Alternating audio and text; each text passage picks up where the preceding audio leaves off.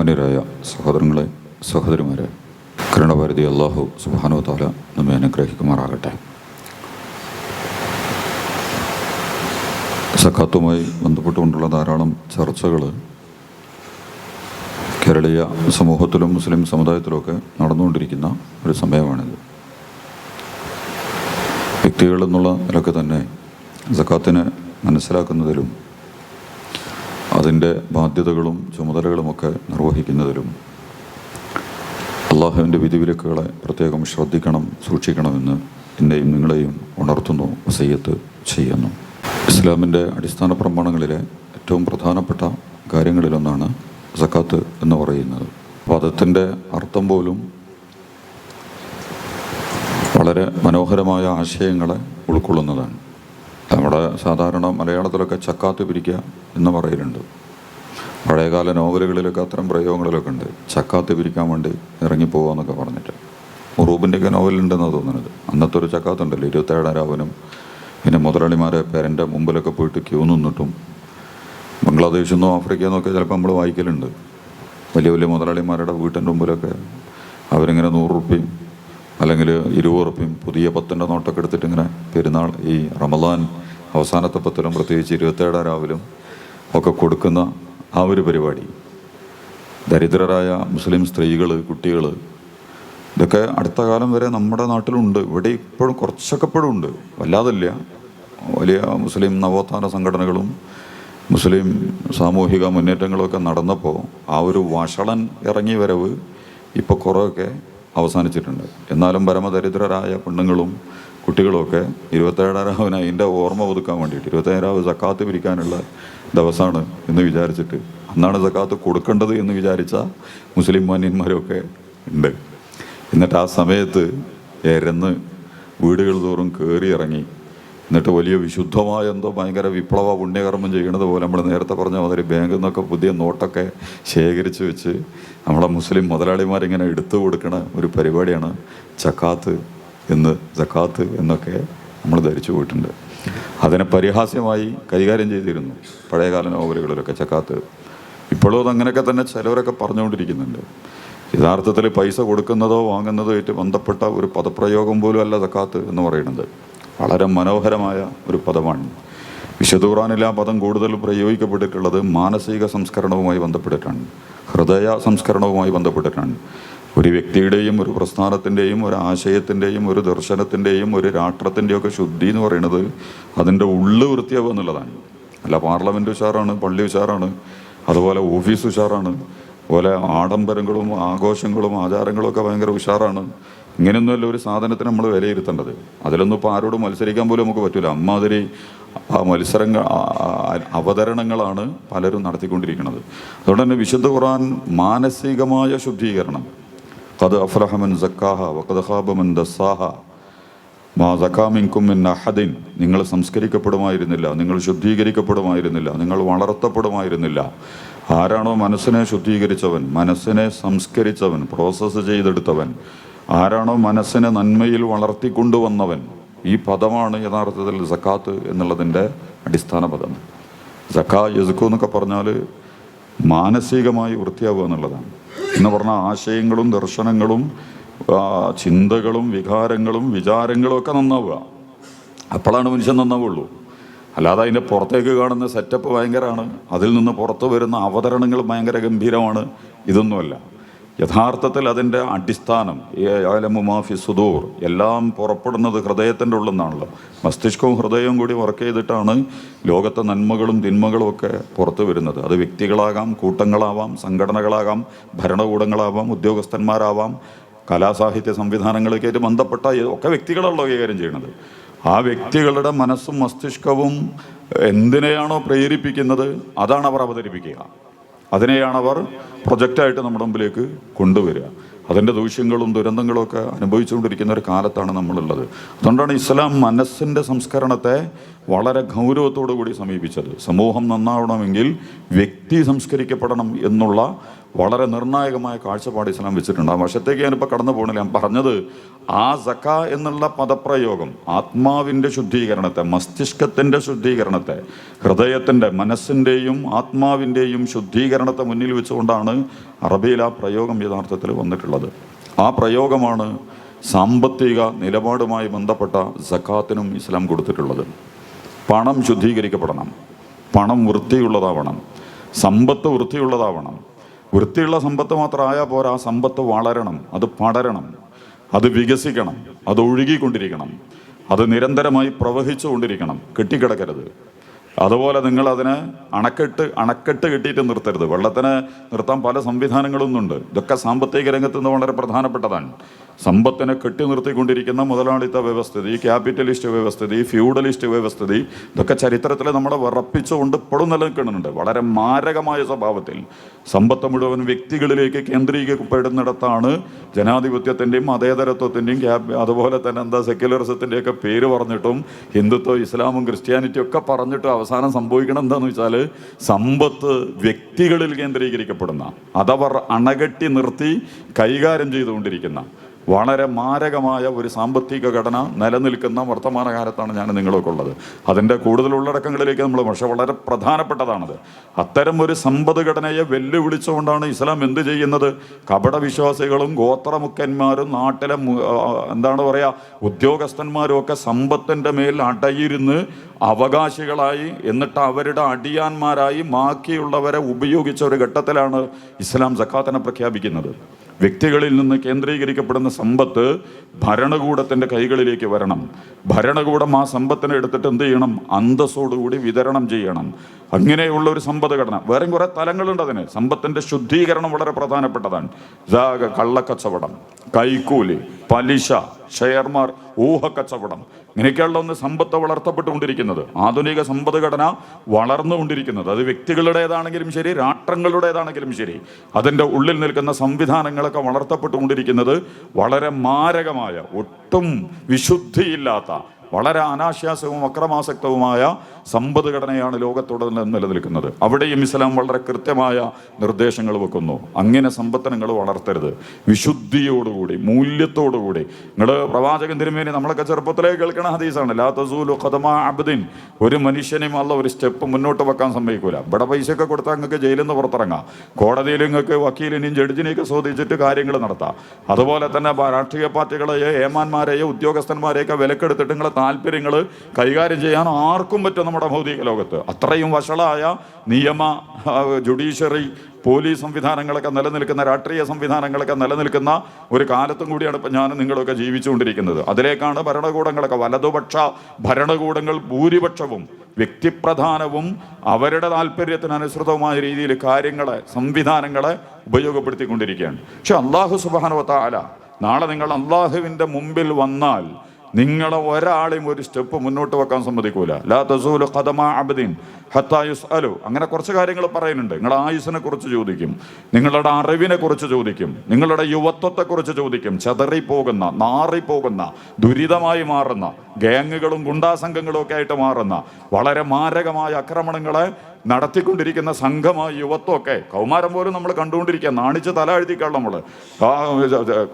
നഴ്സിങ്ങിന് പഠിക്കുന്ന വിദ്യാർത്ഥികൾ, നഴ്സ് എന്ന് പറഞ്ഞാൽ പോലീസിന് പഠിക്കുകയാണ്, ഗുണ്ടാസംഘത്തിന് പഠിക്കുകയാണെന്നൊക്കെ പറഞ്ഞാൽ പിന്നെയും കുറേ ആയുധപ്രയോഗവും സായുധപ്രയോഗവും മൽപ്പിടുത്തവും അതുപോലെ തന്നെ കായിക വ്യായാമങ്ങളൊക്കെ നടത്തി ഇതൊക്കെ എവിടെയെങ്കിലും ഒന്ന് പ്രകടിപ്പിക്കാൻ വേണ്ടിയിട്ട് ആറ്റുനൂറ്റിരുന്നപ്പോൾ ഒരുത്തനെ കിട്ടിയപ്പോൾ ചെയ്തതാണ് നമുക്ക് മനസ്സിലാവും. നഴ്സിംഗ് എന്ന് പറയുന്നത് അങ്ങനെയല്ല. ആതുര ശുശ്രൂഷയുടെ, സാന്ത്വനത്തിൻ്റെ, സ്നേഹത്തിൻ്റെ, അലിവിൻ്റെ, കാരുണ്യത്തിൻ്റെയൊക്കെ പ്രതീകമാണ് ഈ നഴ്സ് എന്ന് പറയുന്നത്. നമ്മുടെ ക്യാമ്പസ് എന്താണ് ആയിക്കൊണ്ടിരിക്കണത്?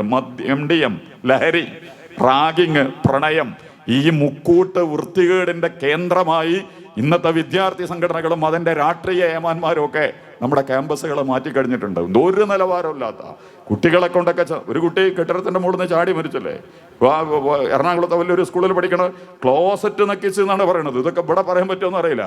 നമ്മുടെ വിദ്യാർത്ഥികൾ, ഇന്ത്യങ്ങളെയൊക്കെ കുട്ടികൾ എന്തിനാണ് ഇവൻ പോകുന്നത്? ആരാണ് ഇവനെ പഠിപ്പിക്കുന്നത്? ഇവൻ്റെ റിമോട്ട് ആരുടെ കയ്യിലാണ്? ആരാണ് ഇവനെ ഇങ്ങനെ കൈകാര്യം ചെയ്തുകൊണ്ടിരിക്കുന്നത്.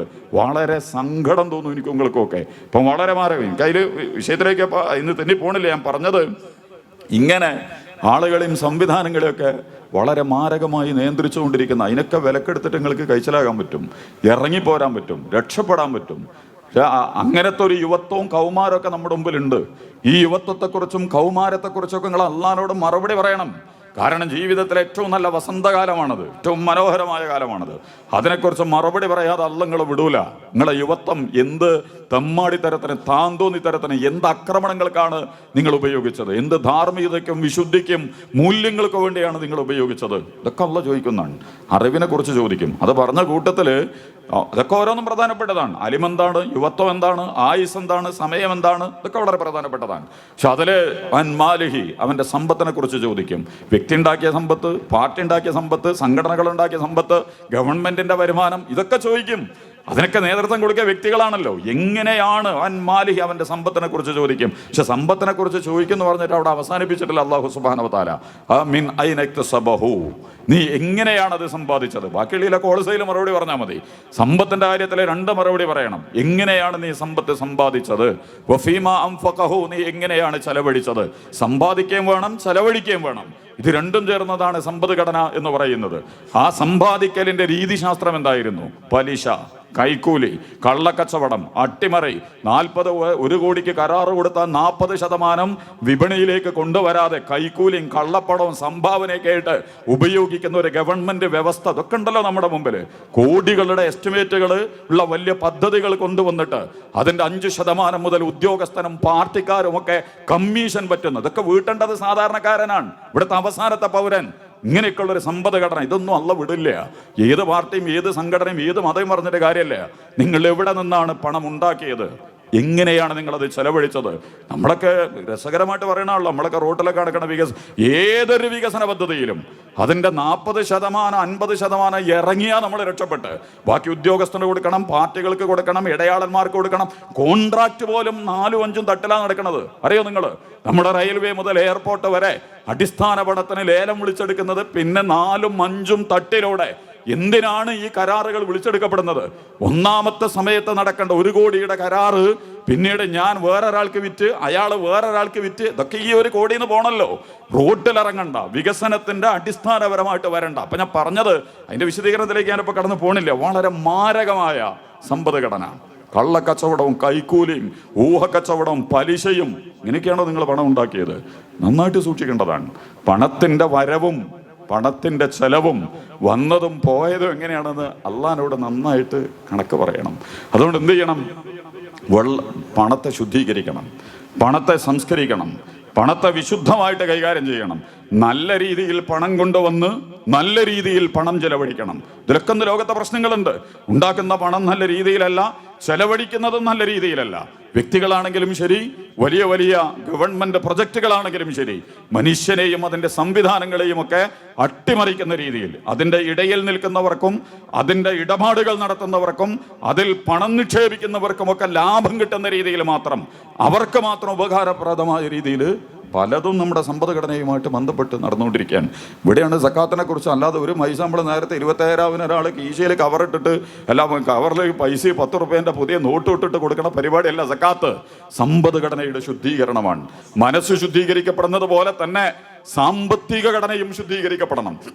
സാമ്പത്തിക ഘടനയും ശുദ്ധീകരിക്കപ്പെടണം. മുകളിൽ തട്ടിലെ ഗവൺമെന്റ് മുതൽ അവസാനം അത് ഒഴുകിയെത്തുന്ന പൗരനടക്കം കാശുണ്ടാക്കുന്നത്, കാശ് ചെലവഴിക്കുന്നത് ഏറ്റവും സത്യസന്ധവും വിശുദ്ധവും മൂല്യപരവുമായ രീതിയിലായിരിക്കണം. ഇതിനാണ് അറബിയിൽ സക്കാത്ത് എന്ന് പറയാം. ആ സക്കാത്തിന്റെ മറ്റൊരർത്ഥം വിശുദ്ധിയുള്ള സമ്പത്ത്. രണ്ടാമത്തത് സംസ്കരണം. അതിനെ വിശുദ്ധിയുള്ളതാക്കണമെങ്കിൽ നിങ്ങൾ എന്ത് ചെയ്യണം? ശുദ്ധീകരിക്കണം, സംസ്കരിക്കണം, പ്രോസസ്സ് ചെയ്യണം. അതിനെങ്ങനെ ഒരു സാധനം നമ്മുടെ കയ്യിൽ കിട്ടിയാൽ കഴുകി തുടച്ച് വൃത്തിയാക്കി അതിനെ ഏറ്റവും അവസാനത്തിൽ ഏറ്റവും നല്ല രീതിയിൽ അതിനെ അവതരിപ്പിക്കുന്നത്, അതിനാണ് അറബിയിൽ സക്കാത്ത് എന്ന് പറയാം. സമ്പത്തിനെ നിങ്ങൾ ശുദ്ധീകരിക്കണം.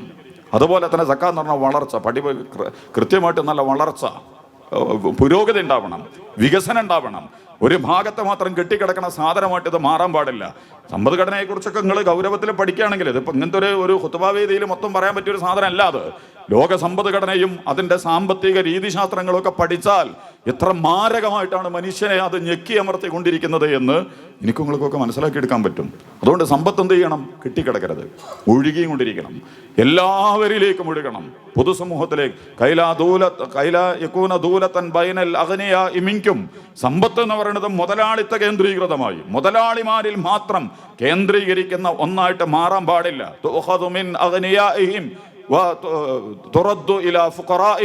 ധനികന്മാരിൽ നിന്ന് എടുത്തിട്ട്, അതിന്റെ ചർച്ചയാണ് ഇപ്പം ഭയങ്കരമായിട്ട് നടന്നുകൊണ്ടിരിക്കുന്നത്.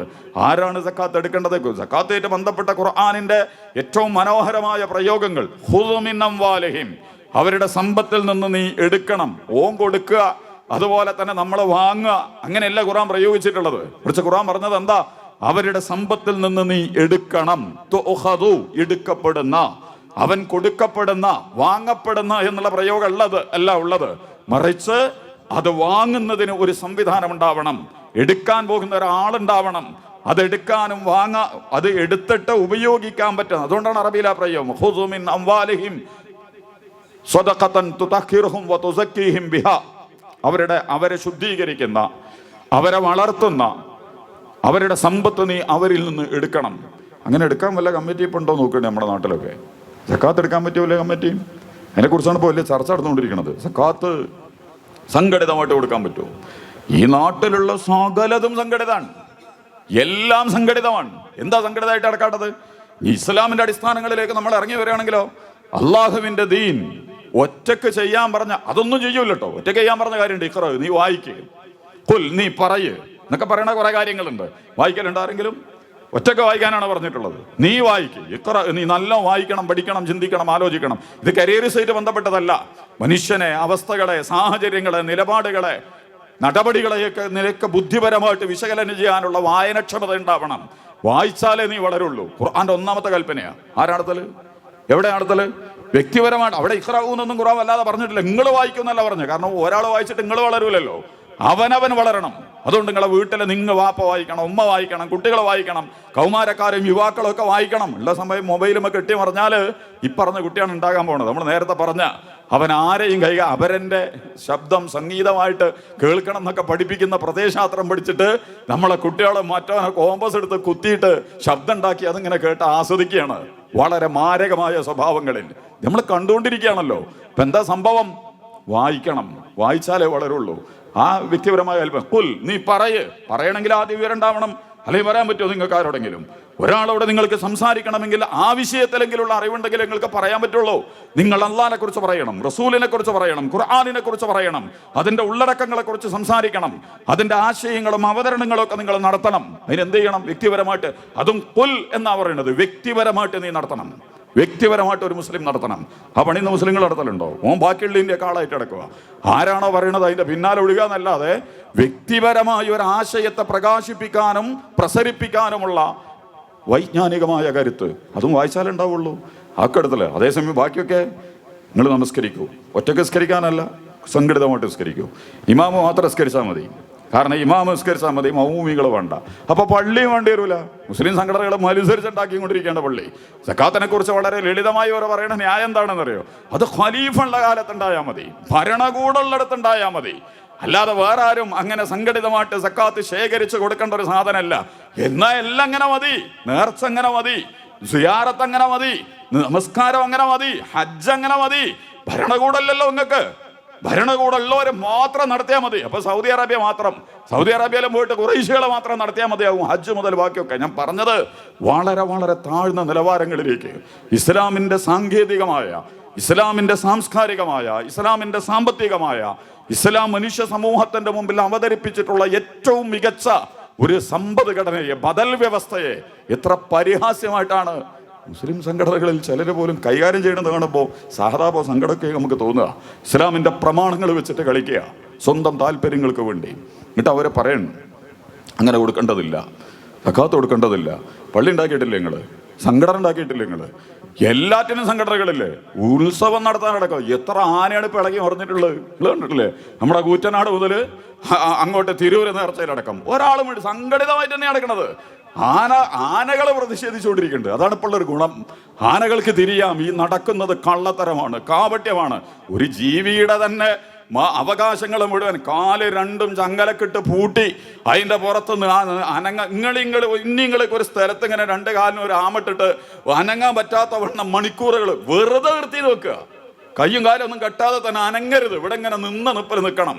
ഒരു ജീവിയോട് ചെയ്യാൻ പറ്റും മാതിരി അക്രമമൊക്കെ. ഇതൊക്കെ എന്താ ആരാധനയാ, എന്താ അനുഷ്ഠാന, എന്ത് ദൈവമുണ്ണി അതിൽ കിട്ടാൻ പോണത്? ഇങ്ങോട്ട് ഇളകിയിട്ട് മനുഷ്യനെ അവസാനം അതെല്ലാം കൂടി കാട്ടിലാനി ഇറങ്ങുന്നുണ്ട്, നാട്ടിലാനി ഇറങ്ങുന്നുണ്ട്. രണ്ട് രൂപം വിവരം വെച്ചിട്ടുണ്ട്.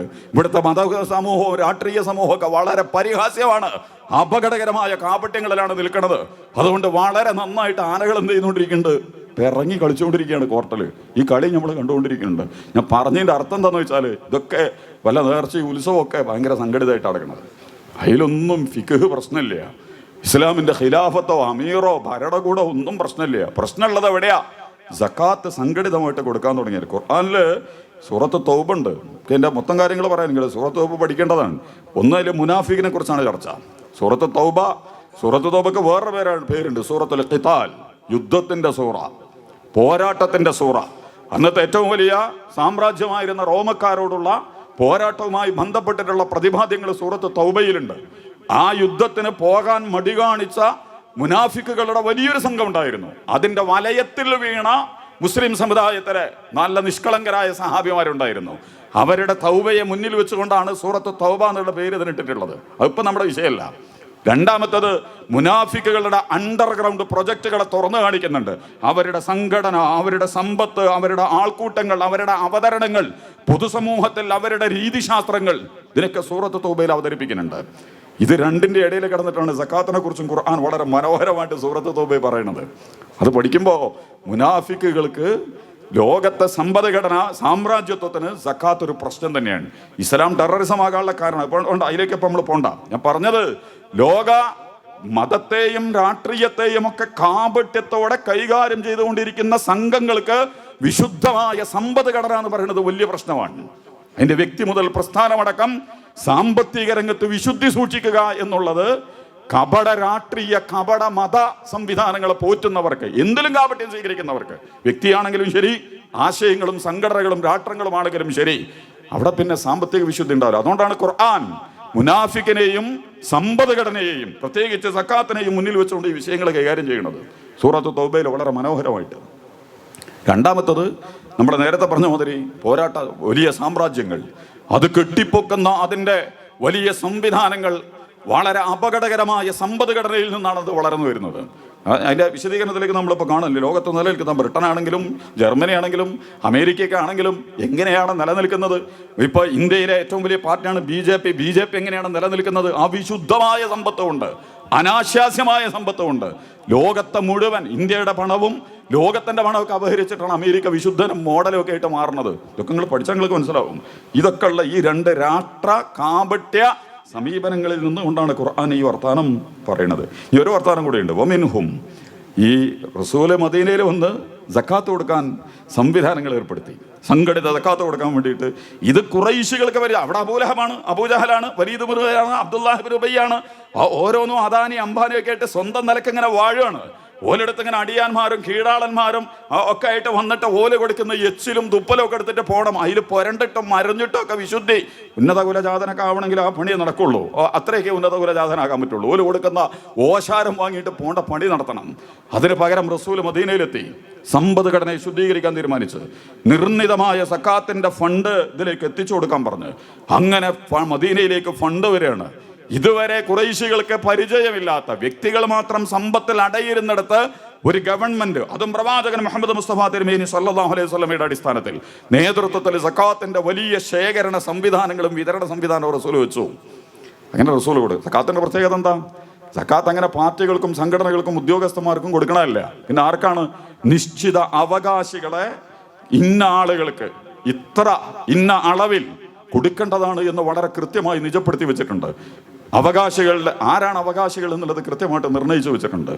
എപ്പോഴാണ്, എത്രയാണ്? 2.5, 5, 10, 20 എന്നാണ് സക്കാത്തിന്റെ പൊതുതിത്വം. 2.5% സമ്പത്തും സ്വർണ്ണമൊക്കെ ആണെങ്കിൽ അതിൻ്റെ 2.5%. അതുപോലെ അതിൽ ഫിഖിൽ ചില അഭിപ്രായ വ്യത്യാസങ്ങളൊക്കെ ഉണ്ട്. അയിമ കടന്ന് നമ്മൾ കെട്ടിമറിയേണ്ട കാര്യമല്ല. നമ്മുടെ ഹൃദയ വിശുദ്ധിയിൽ നിന്നുകൊണ്ടാണ് അത്തരം വിഷയങ്ങളെ ഗൗരവത്തോടു കൂടി ഞാൻ നിങ്ങളൊക്കെ സമീപിക്കേണ്ടത്. രണ്ടാമത്തത് 5, അതുപോലെ തന്നെ 10. നനച്ചുണ്ടാക്കിയതാണെങ്കിൽ 10 കൊടുത്താൽ മതി. നനയാതെ നിങ്ങൾക്ക് അധ്വാനമല്ലാതെ നനച്ചുണ്ടാക്കിയതാണെങ്കിൽ 10% കൊടുക്കണം. നിങ്ങൾ മോട്ടറൊക്കെ വെച്ച് ഡീസലൊക്കെ അടിച്ച് കൊടുത്തതാണെങ്കിൽ 5% കൊടുത്താൽ മതി. കാരണം നിങ്ങൾക്ക് ഭയങ്കര അധ്വാനമുണ്ട്. ഇങ്ങനെ 2.5, 5, 10, 20 അതിൻ്റെ നിസാബതൊക്കെ തന്നെ താഴെ അടിച്ചിട്ടുണ്ട്. ഞാൻ കഴിഞ്ഞ ആഴ്ച നിങ്ങളോട് ഫോട്ടോ എടുക്കാൻ പറഞ്ഞിരുന്നു. നമ്മുടെ പള്ളിയിലുണ്ട് അതിൻ്റെ അത്. ആ സക്കാത്തിൻ്റെ നിസാബുമായി ബന്ധപ്പെട്ട കണക്കുകളുണ്ട്. അപ്പോൾ നിർണിത അവകാശികളെ എണ്ണി പറഞ്ഞു അവർക്കാണ് കൊടുക്കേണ്ടത്.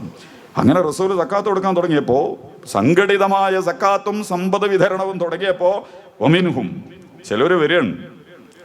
അവരിൽപ്പെട്ട ഈ മുനാഫിക്കുകളും അതിലെ വലിയ ധനാഢ്യന്മാരും അവരുടെ സംവിധാനങ്ങളെ നിലനിർത്തിക്കൊണ്ടിരിക്കുക. അവരെ വന്നിട്ട് മയ്യൽമിസുക ഫി സദഖാത്ത്, സക്കാത്തിന്റെ കാര്യത്തിൽ താങ്കളെ ആക്ഷേപിച്ചുകൊണ്ടിരിക്കുന്ന, അതിന്റെ കൊടുക്കലും വാങ്ങലും എടുക്കലും ഒക്കെ അടക്കമുള്ള സകല രീതികളെയും ഇയാൾ എന്തായി ചെയ്യണത്?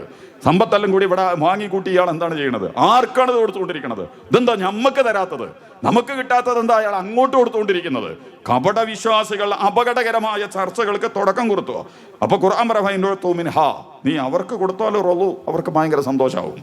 പക്ഷെ ഓൽക്കത് വാങ്ങാനും എടുക്കാനും ഇതിന്റെ വിശദീകരണങ്ങൾ ഒന്ന് കൂട്ടിച്ചേർത്ത് വായിച്ചാലുണ്ടല്ലോ എന്താണ് ഇതിലൊക്കെ നടന്നുകൊണ്ടിരിക്കുന്നത് എന്നുള്ളത് വളരെ ആഴത്തിൽ എനിക്കും ഉങ്ങൾക്കൊക്കെ പെട്ടെന്ന് പിടുത്തം കിട്ടും. വൈല്ലം യോത്തോമിൻഹ, നീ അവർക്ക് കൊടുത്തിട്ട് ഓൽക്ക് വാങ്ങാൻ വകുപ്പില്ല, ഓൽക്ക് കിട്ടാനും വകുപ്പില്ല, എടുക്കാനും വകുപ്പില്ല. അപ്പൊ അവരെന്ത് ചെയ്യാ? മിൻഹ ഇദാഹും യസ്ഖതൂൻ, അവർക്ക് ദേഷ്യം വരിക, അവർക്ക് നിരാശ വരിക, അവർക്ക് സങ്കടം വരിക. എന്നിട്ട് അവർ പഴി പറയുക. ഇത്രയും വലിയൊരു സിസ്റ്റത്തെ, അതിന്റെ സംവിധാനങ്ങളെ വില കുറച്ച് അവതരിപ്പിക്കാനുള്ള ശ്രമങ്ങൾ നടത്തുക. എന്നിട്ട് അതിൻ്റെ ശേഷം കുറച്ച് പറഞ്ഞിട്ടാണ് പിന്നെ സദഖാത്തോ, ഇത് നിങ്ങൾക്കെല്ലാം കൂടി വാരി വിതറി നിങ്ങളെ സംഘടന, ജാതീയ മത താല്പര്യങ്ങൾക്ക് വേണ്ടി ഉപയോഗിക്കാനുള്ളതല്ല. ഇത് അനാഥകളും അഗതികളും, അത് പറഞ്ഞിട്ടൊരു കൂട്ടരും കൂടിയും പറയുന്നുണ്ട്. അതാണ് വളരെ നിർണായകം. വല്ലാമിലീനാലയ സക്കാത്തിന്റെ അവകാശികളെ വിശദീകരിക്കുന്ന ഖുർആനിലെ സൂറത്ത് തൗബയിലെ 60-ാമത്തെ സൂക്തം ആർക്കാണ് സക്കാത്ത് കൊടുക്കേണ്ടത് എന്നുള്ളതിനെ കുറിച്ച് വിശദീകരിക്കുന്ന സൂക്താണത്. 8 അവകാശികളെ പറഞ്ഞിട്ടുണ്ട്. 8 അവകാശികളെ പറഞ്ഞിട്ടുണ്ട്. ഇന്നമ സദഖാത്തു, തീർച്ചയായും സക്കാത്ത് ലിൽ ഫുഖറാഇ, ദരിദ്രന്മാർക്കാണ്, വൽ മസാക്കീൻ, അഗതികൾക്കാണ്. വിശദാംശങ്ങൾ വേണ്ടതാണ്, ചിലതൊക്കെ നമുക്ക് അറിയാവുന്നതാണ്. ഇത് രണ്ടും പറഞ്ഞിട്ട് പറയണ വേറൊരു കൂട്ടരുണ്ട്. വൽ ആമിലീന അലൈഹ, സക്കാത്തിന്റെ ഉദ്യോഗസ്ഥന്മാർ. സക്കാത്തിന്റെ ഉദ്യോഗസ്ഥന്മാർ, മുതലാളി കവറിലിട്ട് കൊടുക്കുന്ന പരിപാടിയാണെങ്കിൽ അതിന് സക്കാത്ത് എന്ന് പറയേണ്ട കാര്യമില്ലല്ലോ. ഖുർആനിന്റെ പദപ്രയോഗം അനുസരിച്ച് മുതലാളി കീശയിൽ നിന്നും കവറിൽ നിന്നും ഇട്ടിട്ട് കൊടുക്കുന്ന സാധനയല്ല സക്കാത്ത്. നമ്മൾ നേരത്തെ പറഞ്ഞത് ഉദ്യോഗസ്ഥൻ പോയിട്ട് വാങ്ങണം, എടുക്കണം, അവരിൽ നിന്ന് സ്വീകരിക്കണം, ഓന്റെ സമ്പത്തും കണക്കും ഒക്കെ പരിശോധിച്ചിട്ട്. എന്നിട്ട് ആ പണിയെടുക്കണ ഉദ്യോഗസ്ഥൻ, ഖുർആനിൽ വേറെ എവിടെയും പണിയെടുക്കണ ഉദ്യോഗസ്ഥനെ കുറിച്ച് ഒരു സൂചനയില്ല. പള്ളിയിൽ ഇമാം വെക്കാൻ ശമ്പളം കൊടുത്ത് ആളെ വെക്കണം എന്ന് പറഞ്ഞിട്ടില്ല. അത് വെറുതെ നിൽക്കാൻ ശമ്പളം കൊടുത്തിട്ടും വെക്കാം. ഖുതുബക്ക് ആൾ അങ്ങനെ വെക്കണം എന്ന് പറഞ്ഞില്ല. വെക്കുക, കൊടുത്തിട്ടും വെക്കാം, കൊടുക്കാതെയും വെക്കാം. നിങ്ങൾക്ക് എന്ത് പണി അങ്ങനെ ചെയ്യാം. പക്ഷെ സക്കാത്തിനെ കുറിച്ച് പറഞ്ഞു കൊടുത്ത് സക്കാത്ത് എടുക്കാനും പിരിക്കാനും കണക്ക് വെക്കാനും വിതരണം ചെയ്യാനും ഉദ്യോഗസ്ഥന്മാർ വേണം. അപ്പൊ ഒരു ഗവൺമെന്റ് സെക്ടറിൽ സംഘടനാ സംവിധാനമായി വ്യവസ്ഥാപിതമായി നടക്കേണ്ട ഒരു പ്രവർത്തനം. ഈ സംവിധാനത്തെയാണ് ഇവരെന്ത് ചെയ്യണത്? ഖുർആൻ നസ്സായി പറഞ്ഞിട്ടുള്ള അതിന്റെ സക്കാത്തിന്റെ ജോലിക്ക് നമ്മൾ പറഞ്ഞല്ലോ, ഉത്സവം നടത്താനടക്കം കമ്മിറ്റി ഉണ്ട്, പള്ളിക്ക് പിരിവെടുത്താൻ കമ്മിറ്റി ഉണ്ട്, മദ്രസ പുനരുദ്ധരിക്കാൻ കമ്മിറ്റി ഉണ്ട്, ഖതീബിനെയും ഖാദിനെയും നിശ്ചയിക്കാൻ കമ്മിറ്റി ഉണ്ട്. സക്കാത്തിന് കമ്മിറ്റി ഇല്ല മുസ്ലിം സംഘടനകളിൽ നല്ലൊരു ശതമാനത്തിനും. ഇതെന്തൊരു സംഗതിയാ! ആ അല്ല ഉണ്ടാക്കണ്ടെന്ന് പറഞ്ഞതിനൊക്കെ കമ്മിറ്റി ഉണ്ടാക്കിയിട്ടുണ്ട്. വളരെ സംഘടിതമായിട്ട് അവർക്കാണ് ഉണ്ടാക്കണ്ടെന്നല്ല, അതിൽ വലിയ പ്രശ്നങ്ങളില്ലെങ്കിൽ. പക്ഷെ സക്കാത്ത് വളരെ കൃത്യമായിട്ട് എടുത്തിട്ട് നിങ്ങൾ കൈകാര്യം ചെയ്യണം എന്ന് പറയുന്നിടത്ത് ആളില്ല. കൊടുക്കേണ്ട ആളെയും എടുക്കേണ്ട ആളെ. അപ്പൊ ഈ ആമിലീന അലൈഹ, സക്കാത്ത് പിരിക്കാനും എടുക്കാനും ഒക്കെ കൈകാര്യം ചെയ്യാനും ഒക്കെ പറ്റുന്ന ആളുകൾ ഉണ്ടാവണം. ഇൻഷാ അല്ലാഹ് അവിടെ നിർത്താം. ബാക്കി നമുക്ക് അടുത്ത ആഴ്ച പറയാം. ഇതിൻ്റെ ബാക്കി ചില കാര്യങ്ങൾ ഇതേറ്റ് ബന്ധപ്പെട്ടിട്ടല്ല, സക്കാത്ത് കൊടുക്കലും വാങ്ങലും അതിൻ്റെ സത്യസന്ധമായ രീതികളൊക്കെ മുമ്പ് നിങ്ങളോട് സൂചിപ്പിച്ചിരുന്നു. സക്കാത്ത് വ്യക്തിപരമാണ്, അതേസമയം അതിൻ്റെ നിർവഹണം സംഘടിതമാണ്. ഒറ്റക്ക് കൊടുത്താൽ ഒരു കാര്യം ആർക്കും കിട്ടൂല. അയാളെ കാണുമ്പോൾ ബാക്കിയുള്ളവരെ മടക്കത്ത് തുണിയൊക്കെ അഴിച്ചിട്ട് തലയിലൊക്കെ ചൊറിഞ്ഞ് വിധേയത്വപ്പെട്ട് നിൽക്കും, അല്ലെങ്കിൽ ഓട്ടും നോട്ടും ഒക്കെ മൂപ്പര പറയുന്നിടത്ത് കൊടുത്ത് അങ്ങനെ നിൽക്കുന്നല്ലാതെ അങ്ങനെ കൊടുക്കേണ്ട ഒരു സാധനമല്ല ഇത്. മറിച്ച് ഹക്ക്, ധനത്തിലെ ഹക്കിനെ, അവകാശത്തെ അള്ളാഹുവിൻ്റെ മാർഗത്തിൽ മനുഷ്യർക്ക് വേണ്ടി ചെലവഴിക്കുന്നതിന് വെച്ചിട്ടുള്ള ഏറ്റവും മനോഹരമായ ഒരു വ്യവസ്ഥയാണ് സക്കാത്ത് എന്ന് പറയുന്നത്. ഇൻഷാ അല്ലാഹ് വ്യക്തിപരമായിട്ട് അതിനെക്കുറിച്ച് പഠിക്കുക. അള്ളാഹു അതുമായി ബന്ധപ്പെട്ട കാര്യങ്ങൾ പൂർത്തീകരിക്കാൻ നമ്മെ തൗഫീക്ക് നൽകി അനുഗ്രഹിക്കുമാറാകട്ടെ. ഞാൻ നേരത്തെ പറഞ്ഞിരുന്നൊരു വിഷയം, അതൊക്കെ കൂടി എപ്പോഴും നമുക്ക് കൈകാര്യം ചെയ്യാൻ പറ്റില്ല. നമ്മുടെ വിദ്യാർത്ഥികളുണ്ടല്ലോ, PhD മുതൽ 5ാം ക്ലാസ്സിലൊക്കെ അടക്കം പഠിക്കുന്ന കുട്ടികൾ, ഇവരെ നമ്മൾ കുടുംബത്തിൽ വെച്ചിട്ട് നന്നായിട്ട് അവരെ പഠിക്കണം. ഇവർ ക്യാമ്പസിൽ പോയാൽ എന്താണ് ഇവർ ചെയ്യണത്, എന്താണ് അവരുടെ രീതികൾ, അടുത്തിരിക്കുന്നവനെയും വിദ്യാർത്ഥിനെയൊക്കെ പീഡിപ്പിച്ചും മർദ്ദിച്ചും അവനെ വെള്ളം കുടിപ്പിച്ചും കാശ് പിരിക്കൽ മുതൽ ശാരീരികമായ ഭേദ്യം ചെയ്യലടക്കമുള്ള വളരെ മാരകമായ ഹിംസ ഇതൊക്കെ നടക്കുന്നു. കാരണം മൊബൈൽ അതാണ്, സിനിമ അതാണ്, പ്രണയവും ലഹരിയും ആക്രമണവും, ഇത് മൂന്നുള്ളോ കണ്ടുകൊണ്ടിരിക്കണം നമ്മൾ കുട്ടികൾ. ഇപ്പം നിങ്ങൾക്ക് മനസ്സിലാവുമല്ലോ, ആൽഫ തലമുറ എന്നൊക്കെ പറഞ്ഞിട്ട് കണക്കൊക്കെ പറയുന്നുണ്ട്, അതിലേക്ക് നമ്മൾ പോകണില്ല. അപ്പോൾ ഒരു കുട്ടി മിഞ്ഞാതെ പറഞ്ഞു, ഞങ്ങൾ ഇങ്ങനെ വന്നതിന് ഞങ്ങളെ കുറ്റം പറയുന്നുണ്ടെങ്കിൽ 90-ൽ ഞങ്ങളെ വാപ്പാരാണ് ഏറ്റവും വലിയ പ്രതികളെന്ന്. ഞങ്ങളല്ല കുറ്റക്കാരെന്ന്. യഥാർത്ഥത്തിൽ അപ്പറഞ്ഞാണ് ശരി. നമ്മൾ പലപ്പോഴും പറഞ്ഞാണ് കുട്ടികളൊന്നുമല്ല പ്രതികൾ. ഈ നോക്കുകുത്തിയായി നിൽക്കുന്ന നമ്മുടെ സംവിധാനങ്ങൾ, ഒന്ന് വീട്, രണ്ടാമത്തത് മതരാഷ്ട്രീയ നേതൃത്വങ്ങൾ, ഉദ്യോഗസ്ഥ സംവിധാനങ്ങൾ, നന്നാകാൻ നമ്മുടെ കുട്ടികളെ നമ്മൾ സമ്മതിക്കണില്ല. കേട് വരുത്താൻ എല്ലാം ഒരുക്കി കൊടുത്തുകൊണ്ടിരിക്കുകയാണ് മാരകമായ സ്വഭാവത്തിൽ. ഞാൻ പറഞ്ഞെന്താണെന്ന് വെച്ചാൽ, നിങ്ങളെ പഠിക്കുന്ന വിദ്യാർത്ഥികളെ ധാർമ്മികമായി മൂല്യപരമായി മനുഷ്യനെ സ്നേഹിക്കാനും ഒരു ബസ്സിലൊന്നും കയറിയപ്പോൾ ഈ വിദ്യാർത്ഥികളൊക്കെ കാട്ടിക്കൂട്ടണങ്ങൾ കണ്ടിരിക്കണം. വയസ്സം വന്ന സീറ്റ് പോലും കൊടുക്കില്ല. വളരെ അപൂർവം. ഞാൻ ബസ്സൊന്നും ട്രെയിനും ഒക്കെ നോക്കലുണ്ട്. ഇവർ പരിഗണിക്കുന്നത് എന്താണ് ഇവർ പഠിക്കുന്നത്, ആരാണ് ഇവരെ പഠിപ്പിക്കുന്നത്, എന്താണ് ഇവർ രൂപപ്പെടാൻ പോകുന്നത്. എന്നിട്ട് ഇതെല്ലാവരും മോശക്കാരാന്നുള്ള അർത്ഥത്തിലൊന്നും നിങ്ങൾക്ക് നിരീക്ഷിക്കുക. നിങ്ങൾക്ക് മനസ്സിലാവുമല്ലോ, ഇത് കണ്ടറിയാലോ, നമുക്ക് കൊണ്ടും വീട്ടിൽ നിന്നും നാട്ടിൽ നിന്നൊക്കെയുള്ള അനുഭവങ്ങൾ വെച്ചിട്ട്. അതുകൊണ്ട് വീടാണ് സുരക്ഷിത കേന്ദ്രം. നിങ്ങളെ കുട്ടികളെ വലയം ചെയ്യണം, ആഞ്ഞു പിടിക്കണം. എന്നിട്ട് അവർക്ക് നിർദ്ദേശങ്ങളും ഉപദേശങ്ങളും മാനുഷികമായ മൂല്യങ്ങളൊക്കെ പഠിപ്പിച്ചു കൊടുക്കണം. ഇല്ലെങ്കിൽ മറ്റവനെ വെച്ചിട്ട് ഈ കളിയൊക്കെ അവർ കളിക്കും. 8ാം ക്ലാസ്സിലൊക്കെ പഠിക്കുന്ന കുട്ടീനെയൊക്കെ വാപ്പാൻ്റെ അമ്മാനെയൊക്കെ നിറത്തിൻ്റെ പേരിലൊക്കെ ആക്ഷേപിച്ചിട്ട് ചാടി മരിക്കണം.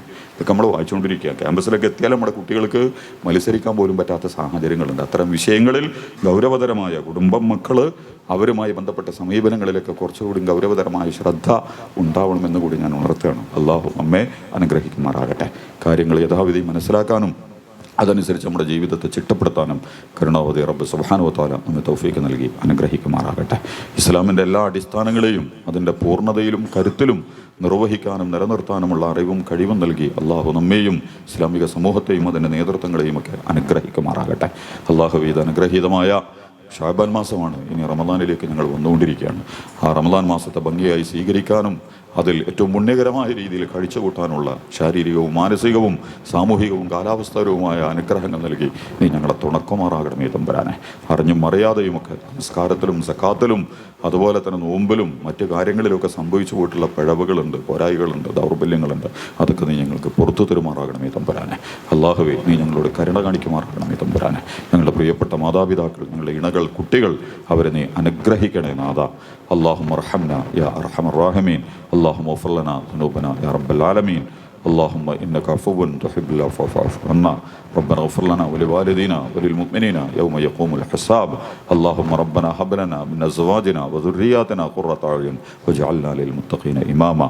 اللهم أجرنا من النار، اللهم أجرنا من النار، اللهم أجرنا من النار. ربنا تقبل منا دعاءنا إنك أنت السميع العليم وتب علينا إنك أنت التواب الرحيم واغفر لنا يا غافر المذنبين. آمين آمين برحمتك يا أرحم الراحمين. وصلى الله على محمد صلى الله عليه وسلم.